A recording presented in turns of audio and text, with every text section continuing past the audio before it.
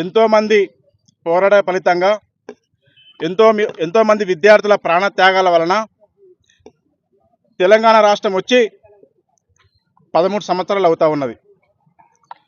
అయినా కూడా తెలంగాణ వ్యతిరేక శక్తుల ఆనవాళ్ళు ఇప్పటికి ఇంకా కొనసాగుతూ ఉన్నాయి తెలంగాణ రాష్ట్రంలో.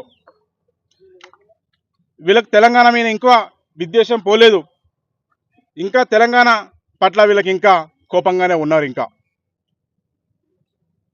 ఇవాళ ఆర్ట్స్ కాలేజీ ప్రాంగణం నుంచి ఈ ముఖ్యమంత్రి రేవంత్ రెడ్డికి నేను ఒక డిమాండు చేస్తా ఉన్నా. హైదరాబాదు నడిబొడ్డున దేనికోసం మీరు ఎన్టీఆర్ విగ్రహం పెట్టాల్సి వచ్చింది? 4 కోట్ల మంది తెలంగాణ ప్రజలు చూస్తుండగా తెలంగాణ ఆత్మగౌరవాన్ని కించపరిచి, తెలంగాణ అస్తిత్వాన్ని కించపరిచి, తెలంగాణ ఉద్యమకారులని అవమానపరిచే విధంగా ఇవాళ నువ్వు అమీర్పేటలో ఎన్టీఆర్ విగ్రహం పెడుతున్నామంటే దాని ఇంకున్న మతలబేంది ముఖ్యమంత్రి రేవంత్ రెడ్డి సార్ గారు? చెప్పండి, దేనికోసం మీరు విగ్రహం పెడతా ఉన్నారు? మీకు విగ్రహం పెట్టాలనుకుంటే తెలంగాణ కోసం కొట్లాడిన తమ ప్యానాలని పనంగా పెట్టినటువంటి కొండలక్ష్మి బాబుజీ కావచ్చు, ఇంకా కాళోజీ నారాయణ కావచ్చు, జయశంకర్ సార్ కావచ్చు, ఇలాంటి విగ్రహాలు పెట్టాలి తప్ప ఆంధ్ర వాళ్ళ విగ్రహాలు పెట్టడానికి నీకున్నట్టు ఉద్దేశం ఏంది? ఇంకా తెలంగాణ ఆత్మగౌరవాన్ని, తెలంగాణ పాలనను ఆంధ్ర పెత్తందారుల కింద, చంద్రబాబు కాల మొకాల కింద ఇలా ఉంచుతున్నావు. వాళ్ళకి తాకట్టు పెడతా ఉన్నావు ఇలా తెలంగాణ ఉద్యమాన్ని, తెలంగాణ ప్రజాపాలనను. ఇప్పటికైనా ఇలాంటి ఆలోచనలు మానుకో రేవంత్ రెడ్డి గారు. నేను గెలిపించింది తెలంగాణ ప్రజలు, ఆంధ్ర ప్రజలు కాదు.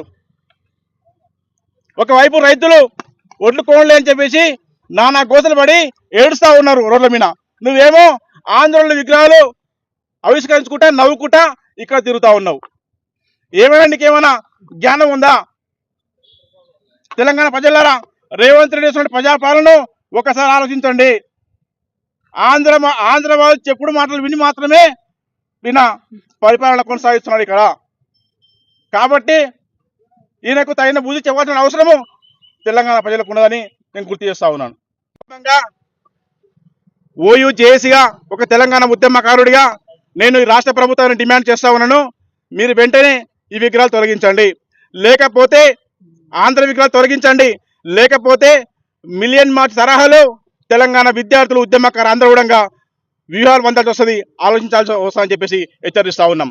ఆంధ్ర విగ్రహాలు మీరు తీయకపోతే అన్ని విగ్రహాలు మేము తీసేసి కృష్ణానదిలో వేస్తే ఆ విగ్రహాలు అమరావతిలో మీరు తీసుకోండి అని హెచ్చరిస్తా ఉన్నాం. ఇవాళ మహానాడులో బక్క నరసింహులు అని చెప్పేసి ఈయన ఒక మన షాద్నగర్ మాజీ ఎమ్మెల్యే, ఎప్పుడో అప్పుడు ఎన్టీ రామారావు పార్టీ పెట్టినప్పుడు ఎమ్మెల్యే అండి.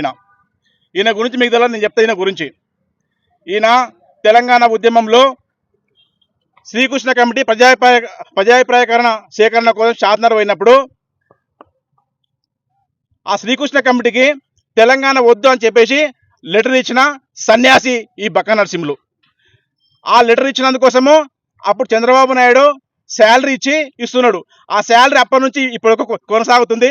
అదే శాలరీ తోటి ఈ బక్క నరసింహ సన్యాసి బతుకుతా ఉన్నాడు. ఈయనకు పని లేదు, బాట లేదు ఈయనకు.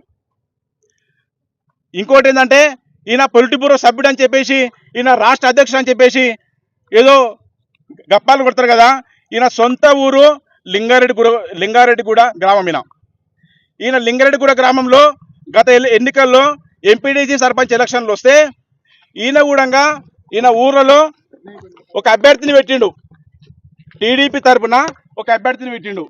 అవతలి వాళ్ళు టీఆర్ఎస్ వాదంతో, తెలంగాణ వాదంతో టీఆర్ఎస్ బీఫామ్ పైన నిలబడ్డారు ఊర్లో. ఈయన పెట్టిన అభ్యర్థికి 50 ఓట్లు వచ్చినట్టున్నాయి అంతే. అవతలికి అయినట్టు ఘనంగా విజయం సాధించిండు. ఈయన ఊరు ఉన్నటువంటి తెలంగాణ వాదానికి ఉన్నటువంటి బలం ఈయన ఇంకా సిగ్గుమాలే తెలంగాణ వాదం లేదు అంటున్నాడు. ఈయన ఇంకోటి స్వార్థపూరితంగా తెలంగాణ వచ్చింది అంటున్నాడు, స్వార్థపూరితంగా నాయకులతో తెలంగాణ వచ్చింది అంటున్నాడు. ఎవరు స్వార్థపూర్ణ నాయకులు? కొండ లక్ష్మీబాబుడి స్వార్థపరుడా, జయశంకర్ సార్ స్వార్థపరుడా, కాళోజీ నారాయణ స్వార్థపరుడా, లేకపోతే తెలంగాణ లక్ష్యమే మా తెలంగాణ రాష్ట్రమే మాకు ఏకైక లక్ష్యం అని చెప్పేసి మా ప్రాణాలైన మా ప్రాణాలతోటైనా తెలంగాణ రాష్ట్రం ఇవ్వమని చెప్పేసి ఆనాడు అమరవీరులు ఆత్మహత్య చేసుకున్న అమరవీరులు స్వార్థపరులా, లేకపోతే మాలాంటి తెలంగాణ విద్యార్థులు యువకులు ఎంతో మంది ప్రాణాలు పణంగా పెట్టి బుల్లెట్లకు కేసులకు ఎదురు నిలబడి తెలంగాణ ఉద్యమాన్ని చేసిన మేము స్వార్థపరులమా? నువ్వో స్వార్థపరుడు, మేమో స్వార్థపరులం. బక్క నరసింహ గారు, ఇప్పటికైనా తెలంగాణ పట్ల తెలంగాణ ఆత్మగౌరవాన్ని మీరు తాకట్టు పెట్టాలని ప్రయత్నిస్తే, తెలంగాణ కించపడతాలని ప్రయత్నిస్తే తెలంగాణ విద్యార్థులతోటి యువకులతోటి నీకు భరతం తప్పని చెప్పి హెచ్చరిస్తా ఉన్నాను. ఇవాళ నీకోసం షాద్నగర్లో తెలంగాణ వాదులు, తెలంగాణ ప్రజలందరూ సిద్ధంగా ఉన్నారు. నువ్వు రా, ఆంధ్రకేళ్ళు రా, నీ తాడాకేందో షాద్నగర్ చూపిస్తారు అందరూ.